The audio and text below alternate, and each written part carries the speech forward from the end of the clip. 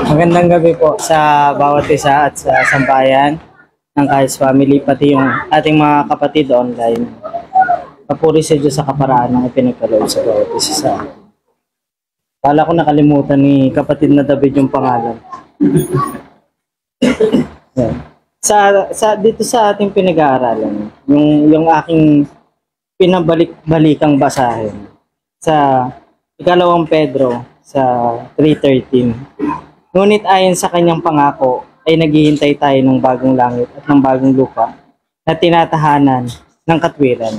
Pag iniisip natin yung bagay na ito na tinatahanan ng katwiran, talagang napapanatag yung kalooban natin na ano man yung, kasi sa tinatahanan natin ngayon, minsan marami kang makakasalamuha, wala sa katwiran. Pero dito sa tatahanan natin, no, bagong langit at lupa, di ba? Tinatahanan siya ng katwiran, no? At yung pangako na yun, kailangan tingnan natin kasi yung iba na nainip, pag binasa natin dito sa 3:4, saan naroon ng pangako ng kanyang pagparito. Yung mga naiinip na yon na nagtatanong, ginagawa na nila yung sabi dito, malalaman muna ito na sa mga huling araw ay magsisiparito ang mga manunuya na may pagtuya na nagsisilakad ay sa kanya kani-kanilang masasamang pita. Yun yung sinasabing wala sa katwiran. Kasi hindi na nila tinitingnan yung pangako na magkakaroon ng bagong langit at lupa na tinatahanan ng katwiran. Kaya dito pa lang sa lugar na ito, kanya-kanyang pita na nila, yung ginagawa nila, kaya nawawala sa katwiran. No?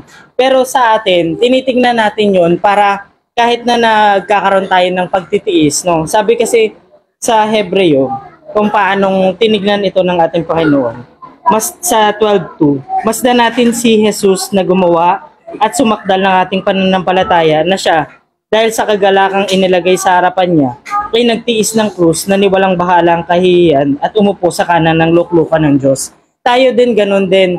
Yung titingnan natin, yung kagalakan na inilalagay sa atin, ano yung kagalakan na yun? Yung mga pangako na ipinagkakaloob sa atin, para ano man yung pagtitiis natin, makakayanan natin. Kasi si Kristo, sabi, nagmasunurin siya at nagtiis hanggang sa kamatayan, no, sa krus. Ganon din yung hinahanap sa atin na hindi mawawala yung ano natin, pagsunod natin, ano man yung tiisin natin. Ang titingnan natin hindi yung tiisin kundi yung kagalakan na nasa harapan natin. Kaya nga hindi nga tayo pinalilingon sa likod kasi kailangan nakatutok tayo dun sa mga pangako na yun para kahit may pagsubok, may problema, may nakakaranas tayo ng pagkukulang, diretso lang kasi may pangako at may katwiran.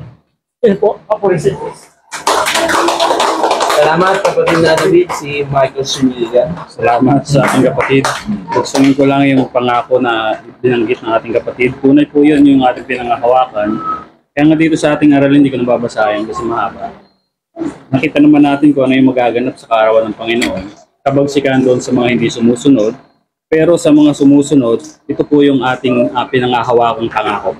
Na isa tayo sa magkakamit ng ganong bagay. Kaya napakapalad ng mga mananampalataya. Kaya nga, yung pag-asa natin, hindi natin makikita sa sanlibutan. Dahil sa sanlibutan, pag doon ka umasa, mapapaya ka. Pero yung pag-asa na nagmumula sa Diyos, sabi sa Roman 5:5, hindi humihiya. Kaya kung tayo ay sumusunod doon sa kalooban ng Diyos at sa kanyang mga salita, hindi tayo mapapahiya. Kaya dito pa lang sa buhay natin bilang Kristiyano, inaaralan na tayo ng Panginoon na sa mga bagay na dapat nating gawin. Kaya nga sa unang Corinto 1:8, sabi niya rito, na siyang namang nagpapatibay sa inyo hanggang sa katapusan upang huwag kayong mapagwikaan sa kaarawan ng ating Panginoon sa Kristo. Kaya nga yung aral, ibinigay sa atin dito pa lang. Para pagdating ng kaarawan ng Panginoon, huwag tayong mapahiya at huwag tayong mapasama doon sa mga bagay na kakilakilabot na magaganap. Kaya sabi rito sa Efeso, sa Pilipos pala, chapter 1:10, upang inyong kilalanin ang mga bagay na magagaling, upang kayo'y maging mga tapat at walang kapintasan hanggang sa kaarawan ni Kristo. Ngayon, dahil nga po yun dun sa ating mga natututunan dito pa lang. Kaya pag pinabayaan natin yung mga bagay na yun, pagdating ng kaarawan ng Panginoon, baka mapasama tayo doon sa mga hindi karapat-dapat at tayo mapagwikaan sa kanyang kaarawan. Kaya bilang payo ng mga aral na ating tinanggap, patuloy natin yung ating matibay na pananampalataya upang tayo manatili doon sa kapayapaan. Salamat po sa Panginoon. Salamat kapatid na Michael, dadako na tayo sa mga ligi. Tawagin natin una si kapatid na Herman.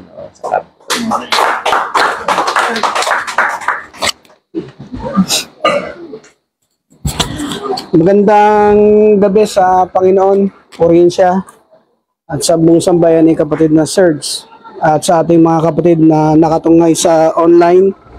Magandang gabi sa bawat isa, purihin ang Panginoon. Sa ating pag-aaral, makikita natin yung mga bagay na pagkakaiba, no? Yung pagkakaiba ng langit at lupa at yung langit at lupa na darating. Kasi kung ating babasahin sa sulat nito ni Apostol Pedro, makikita natin yung unang nilikha na langit at lupa, makikita natin na pupugnawin sa pamamagitan ng apoy, no? At ang pagkakaiba naman ng binabanggit na bagong langit at bagong lupa, ito yung binabanggit na yung bagong Jerusalem na mananaog mula sa langit. No? Ngayon kung titignan natin, makikita natin yung pagkakaiba ng katangian ng dalawang ito. Yung pupugnawin, ito yung bagay na mauuwi sa wala, at yung pananahanan ng mga banal, makikita natin yung kagandahan nito.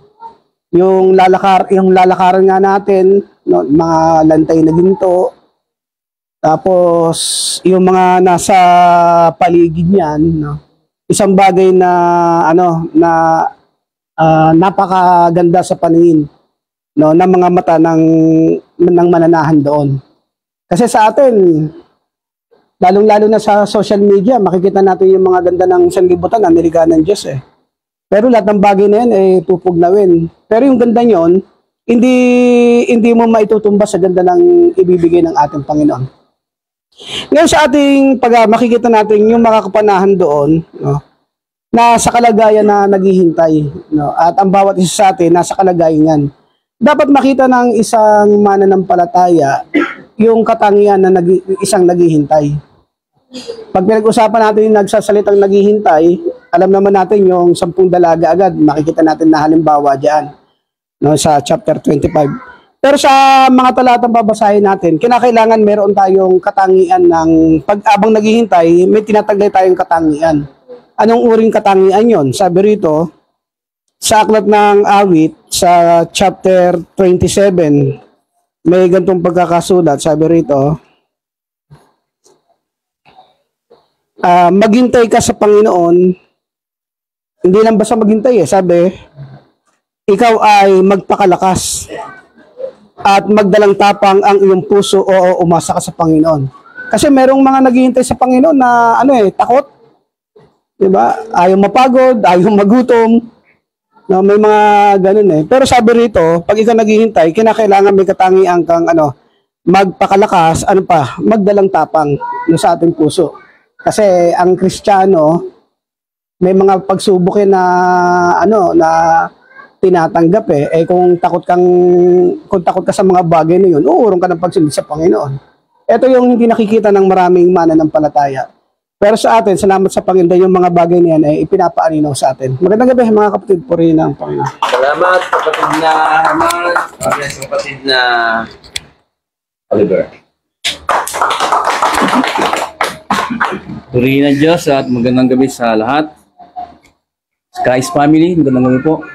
At sa lahat ng mga naka-online, magandang gabi sa inyo. Pagpalaan ko tayo ng Panginoon sa gabi ito sa mga salita na muling ipinahayag ng bawat isa.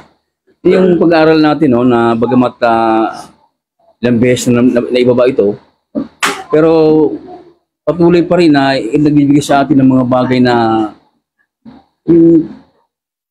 ano ba tawag dito? Yung may pupukus natin yung sarili talaga natin. Kasi nung una parang pasiwari lang na ganun lang, madarating. Pero ngayon parang idinidiin ng Panginoon na kailangan talaga ito pagtuunan natin.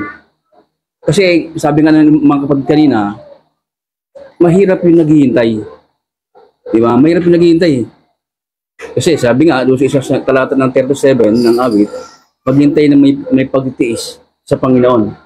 Yung naghihintay talaga, kakiba talaga yung salitang pagtitiis. Lalo sa atin. Lalo na naumuwi tayo sa libutan ito, lalo na ngayon. Kaya sinabi kapatid na Herman, social media lang, maaagit ka sa dami ng ganda. Di ba? At yung pananampalataya natin, hindi mo masasabing hindi na-apektuhan. Kasi tumitingin ka ron eh. Narito ka eh. May mga bagay tayong pinipigil natin. Ito yung bagay na gusto ng Panginoon na habang naghihintay tayo, pagkabat mayroong mga bagay na ganyan, gusto ng Panginoon yung manatili tayo doon sa kung ano yung kalagayan natin. Kaya sa pag-aaral natin ngayon, ano ang klase, anong anyo ng pamumuhay na nararapat sa atin. Kung alam natin na meron palang ganitong darating na mabubuna pula ang mundo, mabubuna pula, ano ba yung nararapat na pamumuhay? Ganun ba tayo? Gagaya tayo sa libutan? Makikiayon ba tayo sa kanila? Bagamat nasa pananampalataya tayo? Di ba hindi? Ang gusto natin mangyari pa, dapat pagsumikapan pa natin.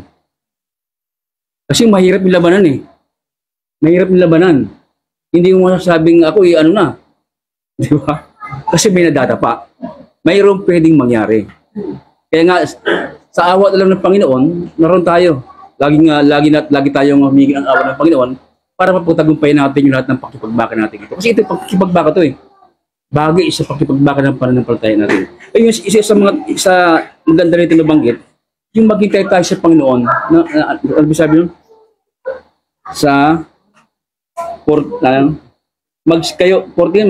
Kaya nga, mga minamahal, yaman kayo nagsisipaghintay ng mga bagay ito, pagsikapan ninyong masumpungan kayo sa kapayapaan na walang dungis at walang kapintasan. Ito yung isa sa gusto makita sa atin ng Panginoon, tayo ay nasa kapayapaan. Ano ba ang trabaho ng kapayapaan? Tingnan natin. Dito sa isang talata ng Pilipos, sa 4:7 ng Pilipos, may ganitong pahayag na sinabi si Apostol Pablo, sabi ganito. At ang kapayapaan ng Diyos na di masayod ang pag-iisip, ito na, ay mag-iingat ng inyong mga puso. Ayan. Kasi yung puso natin, ito yung inaakit eh. Kapag dumo ng puso mo sa libutan, yari tayo. Kailangan yung puso natin, lagi nasa Panginoon lagi. Yung sinasabi doon sa 3:15 ng Colossus, na manahan, alin sinasabi doon? Ituloy ko lang po ito ha. At ang kapayapaan ng Diyos na di masayod ng pag-iisip, ay mag-iingat ng inyong pag-iisip. Ano pa? Mag-iingat ng inyong mga puso at ng inyong pag-iisip kay Kristo Jesus. Para isip natin, hindi doon di ba? Yung dating iniwan natin, kaya nga sinasabi sa 12, di ba? Magbago tayo ng pag-iisip. Pero minsan, bumabalik yung pag-iisip natin. Minsan yung puso natin, naakit pa rin ng mga bagay sa libutan. Kasi maraming pang akit to eh. Maraming, di ba? Pero tayo, salamat sa Panginoon sapagkat yung kapayapaan na ibinigay sa atin, ito yung nag-iingat sa ating pag-isip at sa ating puso para manatili tayo doon sa ating Panginoong Kristo. Tayo na ba, kapatid? Time na ako, kapatid. Kunti ba? Kaya nga, sinasabi doon sa Colossus, nabagit ko kanina, sabi sa 3:15, at maghari sa inyong puso ang kapayapaan ni Kristo. Napakahalaga nito. Kasi pag nagkapayapaan nga Kristo, hindi ka mababalisa eh. Ano man yung dumating, halimbawa, dumating na nangyari sa libutan. Kaya ngayon, may mga threat na dumarating. Sinasabi nila, magkakagera daw. Diba? Alam naman natin, yung nasa Panginoon, hindi natitinag doon sa mga balitang ganon. Kasi kapag tapat ka sa Panginoon, alam mo, iingatan tayo ng Panginoon sa mga bagay na ganyan. Ayun, mga bali-balita lang naman yan. Hindi natin pwedeng, pwede rin mangyari kung ipapahintulot ng Panginoon. Kaya nga, yung merong kapayapaan sa puso, na mayroong kapayapaan na yan, yung sa puso natin kapayapaan ni Kristo, ito yung sinasabi natin na hindi tayo matitinag ano man yung mga bagay na mangyari.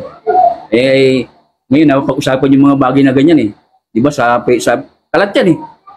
Kaya nga may mga mababasa kasi internet na may mga tumating na supporter ng Pilipinas ganito. Ewan natin ha. Ang supporter natin walang iba, yung mga nanampalataya, yung nasa taas. Yung tiyak na supporter. Magandang gabi po. Salamat sa Panginoon.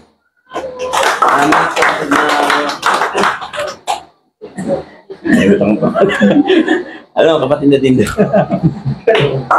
Kuya Diyos, magandang gabi sa tahanan ito. Online, magandang gabi. Sa ating pag-aaral, no? Isa sa nakatanaw at nakakita at umasa na makarating doon, si Abraham. Una-una siya, sa kanya muna pinakita eh. Nakita yun eh. Sabi sa 11:10, inaasahan niya ang bayang may mga kinasasaligan na ang nagtayo at gumawa ay ang Diyos. No? Tapos sabi naman doon sa ilang talata, nagnanasa sila ng lalong magaling na lupain sa mga bagay ang sa langit na inihanda ng Diyos. No? Inihanda ng Diyos yung bayang ito sa langit. Ayan po yung makita natin na binanggit naman ni Apostle Pablo doon sa chapter 12, ng ikalawang Korinto. Babasa lang po, babasahin ko po Nakikilala ko ang isang lalaki kay Kristo na mayroon ng 14 na taon. Maging sa katawan, aywan ko, o maging sa labas ng katawan, aywan ko. Diyos ang nakakalam na inagaw hanggang sa ikatlong langit. Na kung babasahin natin dito, sabi niya rito, na kung paano siya inagaw sa paraiso. So makita natin na yung langit pala, meron siya binabanggit na ikatlong langit. Ang sabi doon sa Genesis, yung kalawakan daw, 1/8 ay langit. Sa kasaysayan, no, isa si Galileo Galilei na gumawa ng teleskopyo upang pagmasdan yung kalangitan. Kaso nga lang, hindi siya masyadong malinaw dahil siyempre yung mga kagamitan pa ay mahina pa eh. No, nakita niya lang yung mga bituin. No, yung mga planeta na malabo pa siya. Pero nung dumating, nung 19th century, nung panahon ni Henry Hubble, na gumawa ng isang teleskopyo, no, na makita natin doon sa kasaysayan, na nung ito'y kumpunihin niya, naalala niyo yung pinapakita ni Canoli, may nakita ron na isang kumikinang na mga bagay, na nang ito'y sipatin mabuti, nung teleskopyong Hubble, ni Henry Hubble, makita natin na mayroong isang kaharian, na makinang siya. Ayon sa kasaysayan, no? Sa mga pagsasaysay, merong mga ginamit na sasakyang panghimpapawid, pangkalawakan, na gusto makita to kasi nakita eh. Pero ayon doon, hindi nila nakita siya. Kasi yung lumalapit na yung mga sasakyang ito, merong pumipigil sa kanila. Tinutulak sila. No, yun ang mga kasaysayan ng kariang yon. Nung 2022, ayon kay James Webb, si James Webb na gumawa ng isang teleskopyo, nakita niya ng maliwanag yung kalawakan na binubuo ng galaxy. No, ito palang solar system na ayon sa kanya, yung solar system, isang maliit na bagay lamang. Yung solar system natin. Ibig sabihin, meron pa palang langit, meron pa palang mga universo dun sa galaxy. Maliwanag na kanyang natatanaw na napakarami pa rin mga solar system. Marami pa rin mga bagay na planeta na ipinapakita ngayon. Na maliwanag na. Kaya pala nung mga panahon nung 2012, yung sinasabi ng Apollo 13 and 14, may parang radar, na biglang wala na silang makuha. Kaya diniscover nila itong teleskopyong ito. Na pinapakita yung kalawakan ng universo. Na sinasabi sa Awit, chapter 19, alam din natin to. Sabi ko, ang kalangitan ay nagpapahayag ng kaluwalhatian ng Diyos at ipinakikilala ng kalawakan ang gawa ng kanyang kamay. Hindi maaring sinasabi ng scientificong ilan na ito'y tanda lamang ng pagsabog, kundi pinapakita na meron talagang gumawa ng mga bagay ito ng langit na ito. Na sinasabi na langit ng mga langit dun sa Nehemias. Mukhang maraming tatanong dito. Nehemias, saan ba yun? Nawala na. 9:6. Sabi ko ron, sa 9:6, basahin ko, ikaw ang Panginoon, ikaw lamang, ikaw ang lumikha ng langit, ng mga langit. Makita mo, no? So, sa pagtansya sa pagpapahayag ni Apostol Pablo, merong ikatlong langit na sinasabi. Ngayon sa pagpapakita ng mga scientific o mga astrologo, pinapakita meron pa pala. Yung langit na itong nakita nating himpapawid, meron pa pala isang kalawakan. Meron pa palang solar system doon na malayo na hindi masukat hanggang ngayon. Paano anong gawin nila? Hindi na masukat yung kalawakang ginawa ng Panginoon na tanging isang matalino at makapangyarihang Diyos lamang makakagawa noon.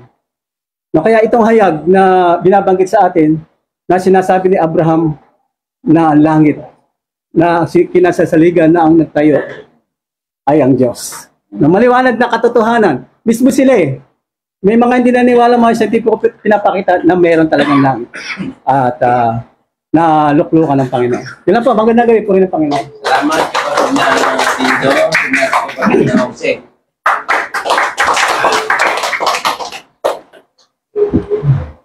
Magandang gabi sa bawat sa purin po, Panginoon. Sa sambayan ng ating kapatid na Seryo at sa mga naka-online, dadagdag na lang tayo dito sa ating pinag-aaralan. No?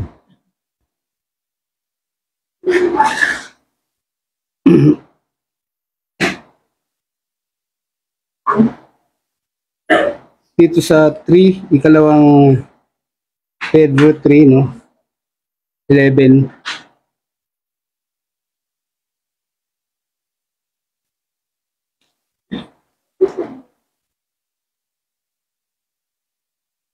Sabi rito, yamang ang lahat ng mga bagay na ito ay mapupugnaw ng ganito.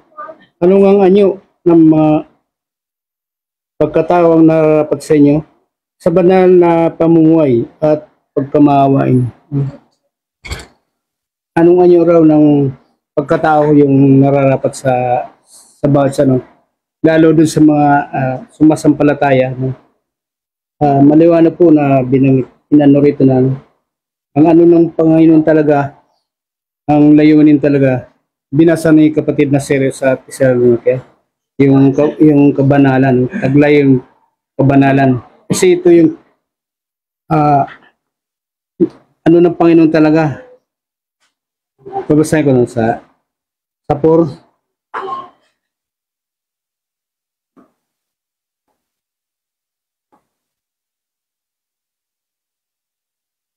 Sa 4, 3 hanggang 7.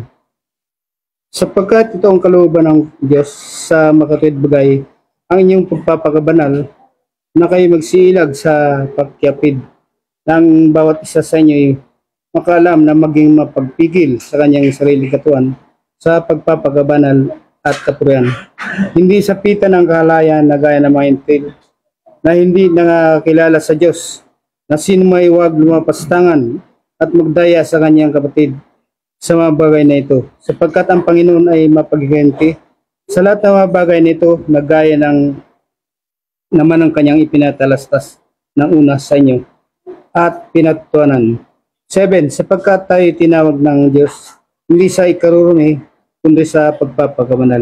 Malaga kasi sa Panginoon yung kamatayan ng mga banal. Yun po yung ano. Kasi walang yung walang papasok doon na marami karumal-dumal. Kundi yung mga malinis na banal. Kasi ang Diyos banal, no? Yung pangunahing bunga banal. Kung ang ugat ay banal, no, tayo yung kanyang masang banal. Yun talaga yung ano ng Panginoon na maging banal, no, ang bawat isa. Ito talaga yung kalooban ng Panginoon. Yun ang anyo na dapat na nakakapat doon sa mga kanyang mga tinawag. At isa pa doon sa panguling aralin, no, yung habang tayo naghihintay ng mga ganito, no, pagsikapan nating masumpungkan tayo doon sa sa kapayapaan, no, na walang dungis at walang kapintasan. Yun talaga yung nais ng Diyos, no. Kasi sa sanglibutan sabi ni Kristo, sa sanglibutan ito ay meron kayong kapayapaan, ngunit laksan ninyong aking dinaig ang sanlibutan, no. Kasi nandito yung tukso eh. Sabi nga ni Kaema, yung kanina, no, yung paglay sa tukso, no. Meron kasing pag-ilag na dapat kung may mga tukso kanina. Sabi dun sa Corinto 10:30, no, unang Corinto. Ganun taray, kasi tinawag na tayo ng Diyos eh, para makaiwas dun sa mga bagay na ikasasama natin sa ikadudungis ng ating ano. Okay. Thank you. Salamat kapatid na Jose, sunod sa kapatid na Guillermo.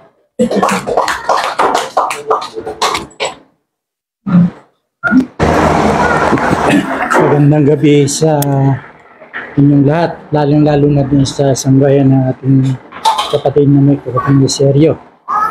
At napakaganda yung pagtatalakay natin dito sa ano. Tugtungan ko yung kay kapatid na Herman kanina, kung ano ba yung pagkakaiba. Noong langit na pupugnawin, noong langit at lupa na pupugnawin, at saka yung babubang mula sa langit na bagong lupa at bagong langit. Sabi rito sa 21, nung makita ito ni Apostol Juan, sabi rito, nakita ko ang isang bagong langit at ang isang bagong lupa, sapagkat ang dating langit at ang unang lupa, yung unang langit daw at yung unang lupa ay naparan at ang dagat ay wala na. Doon sa bababang bagong langit, bagong lupa, wala nang dagat. Kasi doon sa ano na yun, galing na yun sa ikatlong langit at pinlalakay na ating kapatid na Dindo. Wala nang dagat doon. Yun ang bababa na ano. Ayon sa dito sa Galacia kasi binabanggit dito na itong ating pagkamamamayan ay doon sa langit. Doon sa langit talaga yung ating pagkamamamayan. Ngayon, sabi rito sa Apokalipsis, doon sa bababang bagong langit at bagong lupa, hindi po pwedeng tumahan doon yung mga hindi banal, yung mga mapakiapid, mananamba sa Diyos-Diyosan, mga sinungaling, hindi po pwedeng tumira doon. Ngayon, sino ang po pwedeng makatira doon? Si Haring David may binanggit dito sa Aklat ng Awit, chapter 24, verse 3. Pakibasa mga kapatid na 24 verse 3. Sabi dito, sinong aahon sa bundok ng Panginoon at sinong tatayo sa kanyang dakong banal, siyang may malinis na mga kamay at may dalisay na puso, na hindi nagmamataas ang kanyang kaluluwa sa walang kabuluhan at hindi sumusumpa na may kabuluanan. Siya'y tatanggap ng pagpapala sa Panginoon at ng katwiran sa Diyos na kanyang kaligtasan. Tuloy pa po. Sige. Ito ang lahi na nagsisihanap sa kanya, na nagsisihanap ng iyong mukha sa makatwid bagay Jacob. Ito yung binanggit na ating, naalala ko yung binanggit na ating nawalang kapatid na Noli, na ito yung Jacob sa huling panahon. Ito yung tinutukoy dito, yung iisang binhi. Doon sa Galacia, chapter 3, na sinasabi roon, na itong binhing ito si Kristo. Ngayon, yung na kay Kristo, sabi dito, ito yung mga binhi ni Abraham talaga, yung na kay Kristo. At ito yung hindi na makakasama sa hahatulan. Ito rin yung makakasama sa unang pagkabuhay na magmuli, na makakasama ng ating Panginoon si Kristo sa paghahari sa loob ng 1,000 taon. Ito yung mga na kay Kristo ito. Sabi dito, at kung kayo kay Kristo, kayo may binhi ni Abraham at mga tagapagmana ayon doon sa mga pangako. Yung mga pangako, mamanahin natin yun. Kung tayong mga na kay Kristo. Hindi na tayo mahatulan doon sapagkat pagbaba ng ating Panginoon sa Kristo, tayo yung unahing pagkabuhay na magmuli, tayo yung makakalakit doon eh. Kung magtatagumpay tayo, mapapangatawan na natin, hindi tayo mainip, hindi tayo kasi doon sa bagong langit at bagong lupa, hindi po pwedeng umano doon yung mga hindi banal, yung mga sumasamba sa mga Diyos-Diyosan at yung mga makaipid, makukulam, hindi, walang ano doon, hindi makakapasok doon. Yun lang mga banal, yun lang na kay Kristo ang makakapasok doon. Pag wala tayo kay Kristo, hindi tayo makakaano doon. Kaya napakahalaga, sabi ko, kung kayo hiwalay sa akin, wala kayong magagawa. Kinakailangan, lagi tayong nakakapit, nakadikit sa atin. Ito yung tinutukoy na sa aralin natin nung nakaraang linggo. Ito yung masamang araw sa atin. Pag dumating itong ito yung kabilang sa masamang araw nating na mararanasan. Mararanasan ito. Pero tayo, hindi na tayo ang makakaranas nito. Yung may iwanan natin. Kasi yung pagkaalis na, paghahari ng 1,000 taon, pakakawalan si Satanas, doon lalabas yung lahat ng kapigatian ang kasama nila doon si Satanas. Doon. Kaya hindi na tayo, kung tayo magtatagumpay na makabilang tayo sa unang pagkabuhay ng maguli, hindi na tayo dadanas nun. Kasama na tayo ni Kristo, maghahari sa loob ng 1,000 taon. Purihin Panginoon, magandang gabi sa sambayan na atin. Salamat, Online, magandang gabi rin. Salamat, kapatid na Guillermo. Dadako na tayo sa main event. Tawagin na si kapatid na Froilan.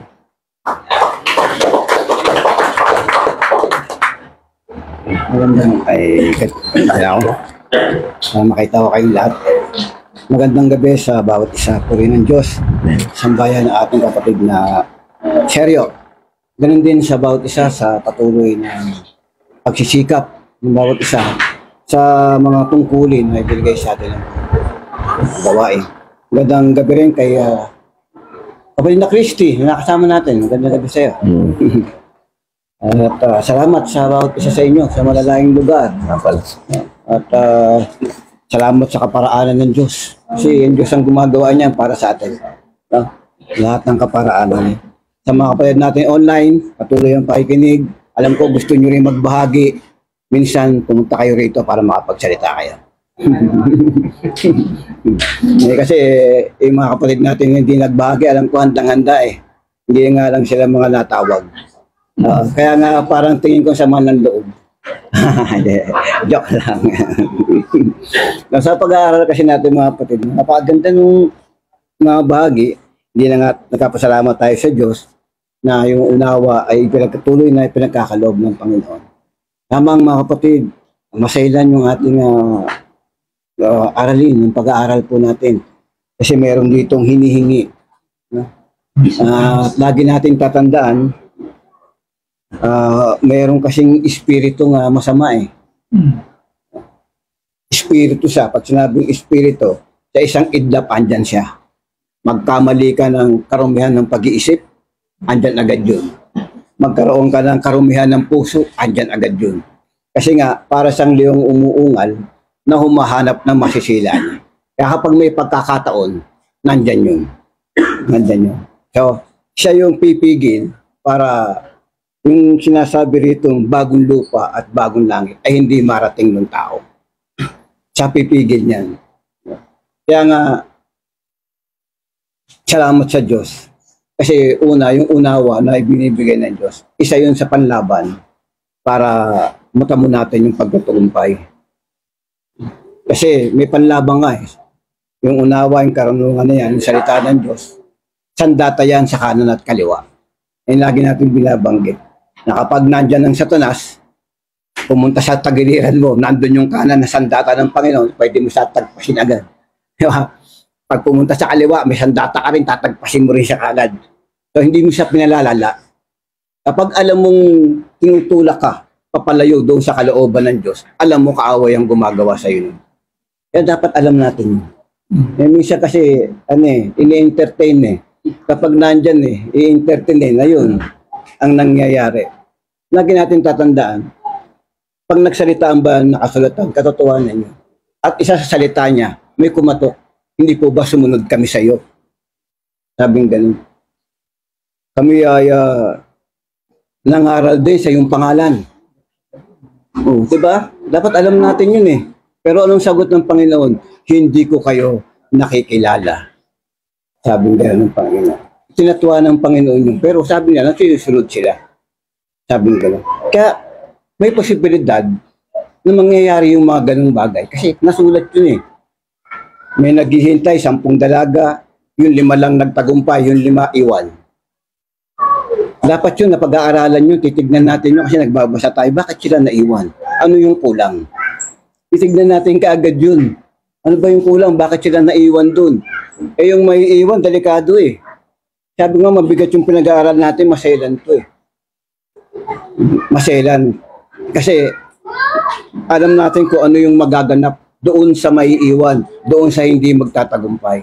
Kaya nga sinasabi natin na oh, masaya tayo, mapalad, kasi merong pangako ang Diyos. Totoo yun. Totoo yun. Kaya nga ang nakaunawa at nakakilala nito eh, ibinigay yung sarili nilang buhay eh. Dahil nakita nila to eh. Di ba? Si Moses, iniwanan niya lahat eh. Si Abraham, iniwanan niya eh. Kasi nakita nila to eh. Pinatanaw sa kanila ng Panginoon eh. Ano ba sabi rito? Talagang makikita mo na may mga tao talaga na naglingkod din ng tapat sa Diyos na talagang sumunod. Hanggang sa mawala yung buhay nila, sumunod sila. Hindi nila kinatakutan mawala yung buhay nila. Hindi sila natakot. Siya na dyan sa Apostol Pablo. Hindi ko minahal ang aking sarili na waring sa aking mahalaga. Maghanap ko lang. Kasi meron silang meron silang nakita na mas mahalaga. Alin yun? Eh kasi nga, yung ibang mga apostol tinuruan ng Panginoon. Sa isang talinghaga, nakakita siya ng kayamanan ng isa. Pinagbili niya yung kayamanan niyang hawak. Kasi mas mahalaga yung kayamanang nakita nila eh. Anong kayamanan nyo? Yung kayamanang dala ng ating Panginoon. Diba? Yun yung nakita nila eh. Tinanim nila yun sa puso nila eh. Kaya, si Santiago napugutan ng ulo. Diba? Tinanggap nila yun. Kasi yun ang sabi ng Panginoon sa kanila eh. Na kayo'y papatayin. Sapagkat aakalain nila na sila'y nakakapaglingkod sa Diyos o nakakapagandog sa Diyos at pinatay sila. No? Kasi nga, yung panahon na yun, masigasig sila dun sa kautusan ng Israel, ng mga Hudyo. Talagang papatayin ka ron kapag lumalabag ka ron. Eh ang ating mga apostol, ang kautusan ng Panginoon ang kailang sinusunod. No? At handa sila ron dahil nalaman yun, pinaalam sa kaya ng Panginoon. Kaya nga sa Apostol Pedro, ayon sa kasaysayan ng mga mananiliksik, si Pedro ay pinatay pati warik. Yun ang sabi ng mga nananiliksik. Eh kasi wala naman akong nabasa rito. Pero sa pag-aaral nila, pinatay siya, pati warik. Eh ganun kasi talaga yung hatol ng panahon nila ating mga apostol, ganun yung mga hatol eh. Pinapati warik eh. Yung iba, pinapako pa rin sa krus. Ganun yung mga hatol ng araw. Kaya may posibilidad na ganun nga. At alam natin, talagang namatay si Pedro dahil sinabi mismo yun ng ating Panginoong sa Kristo. Sabi ng Panginoon, dadaling ka nila sa hindi mo ibig. Sabi ng ganun. Kasi ito si Pedro, ano ba? Sa kasaysayan, padalos-dalos ito eh. Si Pedro, padalos-dalos siya. Madali siyang magsalita kaagad. No? Pero lagi siyang kasama ng Panginoon. Lagi siyang kasama. Nung umakyat sila sa bundok, kasama si Pedro eh. Kaya siya pa rin yung nagsalita na, Panginoon, magtayo tayo ng tolda, 3. Isa sa'yo, isa kay Moises, at isa kay Elias. Sabi, madali kasi siya magsalita eh. Hindi ko kayo iiwan. Kung sila mag-iiwan sa inyo, ako hindi ko kayo hanggang ako mamatay.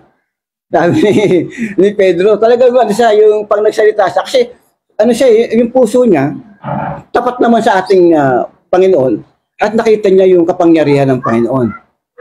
Nakita niya, tapat siya. Pero isa sa katangian ni Pedro, may takot siya eh.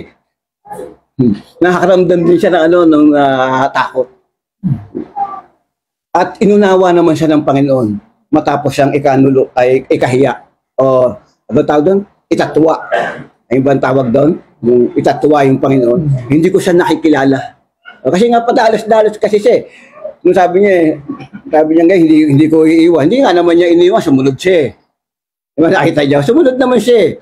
Eh kaso nung sinasabi, di ba kasama ka rin sa alagan? Hindi ko po. Hindi po ako. Bakit? Nakita niya yung nangyayari sa Panginoon eh. Hatak-hatak na. Inahataw na. Sasabi mo, ba kasama ka nun? Siyempre, di ka mag-ano lang. Talagang, kasi mapapadamay ka na ron. No? Sa ganung kalagayan, makikita nyo na makikita niyo yung kagandang loob ng Panginoon. No? Sa kabila ng ganung bagay. Kasi hinayaan niya si Apostol Pedro na unawain sa ganung kalagayan dahil mas tinignan ng Panginoon yung tapat na puso ni Pedro. No? Sabi niya, Panginoon, kung ikaw yan, palakarin mo ako sa tubig. Kaya marami siyang istorya eh. Opo, sige. Nakalakad naman eh. Sabi ko nga lang, may taglay siyang takot eh. Yung umano na yung hangin, yung alon, sabi natakot siya. Di ba? Natakot siya, lubog siya eh. Nakita mo talaga lubog siya eh. Bakit? Pero nakalakad siya ha. Ganun si Pedro eh. Ganun siya. Siya rin yung humataw sa, tumitak sa tenga.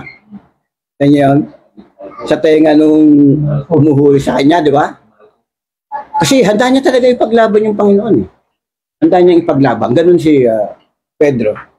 Kaya sabi ng Panginoon sa kanya, pag nakabalik ka, sabi sa kanya, pag nakabalik ka, yung mga kapatid mo, sabi niya, kasi alam ng Panginoon makakabalik siya. Tapat ang puso ni Pedro eh. Makakabalik siya. At pinahintulot ng Diyos, ng Panginoon na makabalik siya. Si Pedro.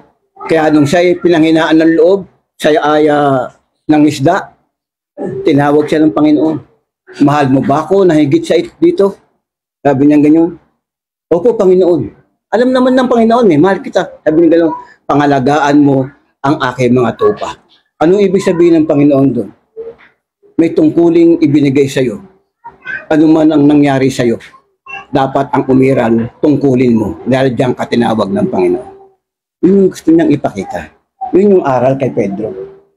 Nasa kabila ng mga bagay na nangyari sa kanya. No? Gusto ng Diyos bumalik siya. Pinabalik siya ng Panginoon dahil mayroon siyang tungkuling iniatang na ibinigay siya sa kanila. Tinawag siya ng Panginoon para pangalagaan ng tupa, para pangunahan ang iglesia ng Panginoon. Kaya nga siya ay isa sa mga haligi ng iglesyang itinayo ng Panginoon. Si Pedro, sabi niya, sa kabila ng ganong pinanghinaan siya ng loob, ikinailangan niya yung Panginoon, pinabalik siya ng Panginoon, pangalagaan mo, kasi tungkulin mo yun. Yun yung isang pagkukulang na maraming tinawag ng Panginoon. Tinawag ka ng Panginoon bilang pagmamahal ng Panginoon sa iyo. Pero tinatalikuran mo yung pagtawag na yun ng Panginoon dahil mas ginugusto natin sundin kung ano ang nais natin. Maraming Kristiyanong ganyan. Kaya nga sinasabi ko, maraming magugulat sa panahon ng pagdating ng Panginoong sa Kristo. Ang ating pinupunteriya, yung mauna tayo, makasama doon sa unang pagkabuhay na muli. Kasi wala nang kamatayan doon eh. Hindi na tayo mahatulan doon para sa kamatayan. Andun yung kaligtasan pag tayo ay unang napadpad doon. Kaya nga sa pag-aaral natin, nabanggit kanina, maganda yun eh. Lamang, ang sabi rito, yamang ang lahat ng bagay na ito ay mapupugnaw ng ganito. Anong anyo ng pagkatao ang nararapat sa inyong banal na pamumuhay? Anong anyo? Anong pagkatao ang dapat sa iyo? Na nalalaman mong ganito mangyayari, tinawag ka ng Panginoon. Anong pagkatao? Anong pamumuhay ang dapat makita sa iyo habang nandito ka? Habang ikaw ay naghihintay. Yun yung sabi nung sulat. Ay ano yung sinabi ng nakasulatan? Ano ba yung sinasabi? Na anong anyo ng pamumuhay, anong bagay na dapat makita sa atin habang tayo ay naghihintay. Diba? Kay si Santiago nagsalita dyan eh. Diba? 1.27 ng Santiago. Nagsalita siya rito eh. Ganito yung pagkakasabi. Ang dalisay na relihiyon, walang dungis sa harapan ng Diyos Ama ay ito. Sabi nga ganun. Kasi yung relihiyon, dalisay na relihiyon, sabi yung relasyon mo sa Diyos. Yung dalisay na to, sabing ganun, ay ito, dalawin ang mga ulila, babaeng bao, sa kanilang kapigatian. Ibig sabihin, makitaan ka ng pagmamalasakit. Yun ang ibig sabihin nun. Makitaan ka ng pagmamalasakit. Pangalawa, at, ano sabi rito, paging walang dungis ang iyong sarili sa sanlibutan. Tama? Pag-ingatan mo, sabi rito, na walang dungis ang iyong sarili sa sanlibutan. Ang bigat nun. Yun yung tunay na may relasyon ka sa Diyos.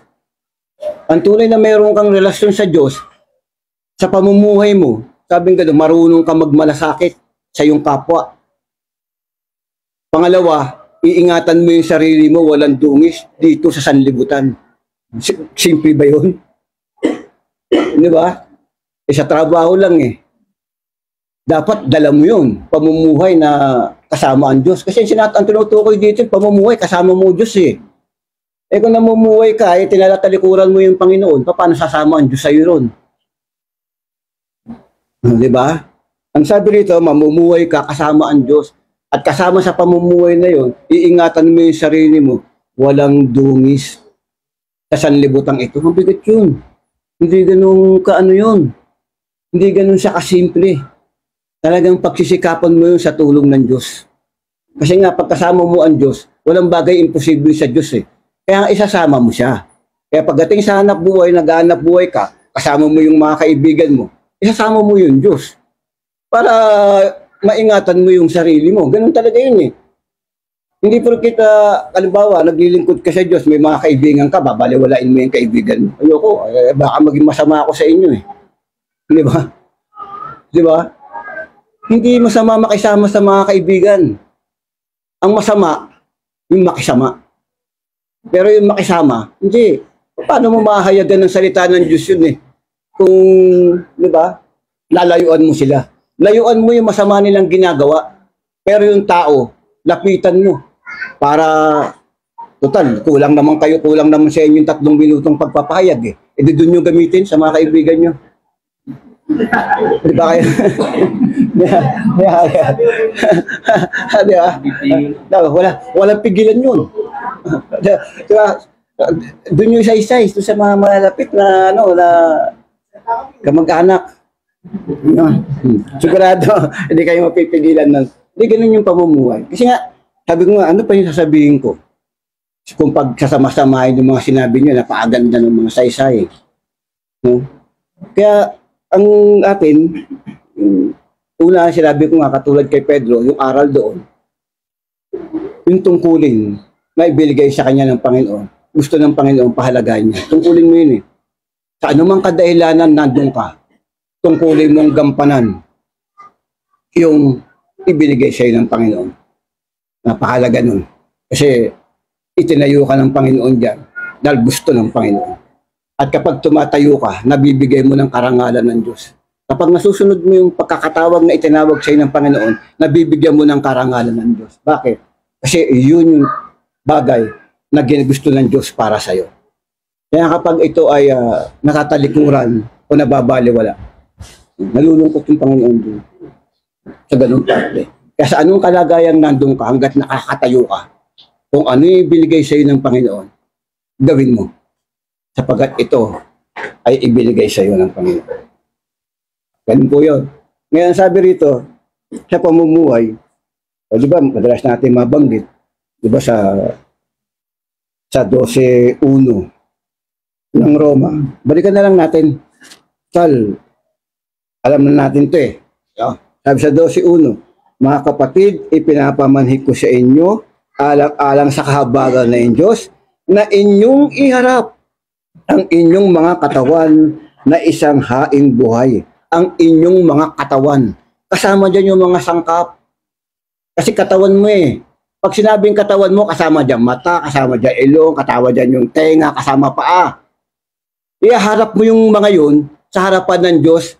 Sabi rito, banal, kaaya-aya, nasa ninyong katapatang pagsamba. Yung katapatang pagsamba, doon makikita yung kapag hinarap mo yung katawan mo na haing buhay. Kung yung tenga mo, gagamitin mo doon sa pakikilig ng mga marites, hindi na magiging haing buhay yun. Kasi kasama sa katawan yun kung yung salita nyo, diba, nagagamit natin doon sa panghamak sa kapwa. Panchismis sa kapwa. Hindi na magiging haing buhay yun kasi parte yun ng katawan na ihahain mo sa Diyos na buhay. Yung paa mo kung saan mo ipinupunta. Yung mata mo kung saan mo itinitingin. Umi-stack sa cellphone pag sexy. Di ba? Di ba? Di magiging ano na yun? Di ba? May pintas na kaagad dun sa mata mo. Kaya sabi ko sa inyo, maselan yung pinag-aaralan natin, hindi ganun kadali. Hindi sa ganun kadali eh. Kasi pag sinabi rito, iharap mo ang iyong katawan na haing buhay, kasama lahat dun. Pati mata, pati bibig. Eh kung pinalalait mo yung bibig mo sa kapwa mo, hindi na haing buhay yung ano mo. May harap mo sa Diyos, kaya nga kaaya-aya eh. No? Malawak eh. Yung pamumuhay na yan. Eh, kaso, may mga magtatanong siya. Sabi nga kanina eh, tatanong ko to, narinig ko eh. Kinabahan tuloy ako eh. Kaya niya, tatanong daw niya. Siguro wala lang para sa tanong na tayo. Okay, puputulin muna natin yung pag-aing kapat na Froilan para bigyan linaw dun sa mga nais magtanong. Sino mga kapatid ang nais magtanong? Ay, nga. O kapatid na Olan. Representative niya, Eileen. Sagot na.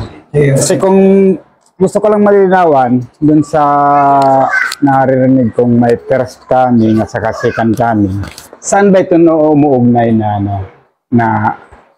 sa pagpapaliwanag yung first coming at saka yung second coming? Yun lamang po. Nasaan na ba tayo ngayon? Sa first coming pa lang ba tayo ngayon?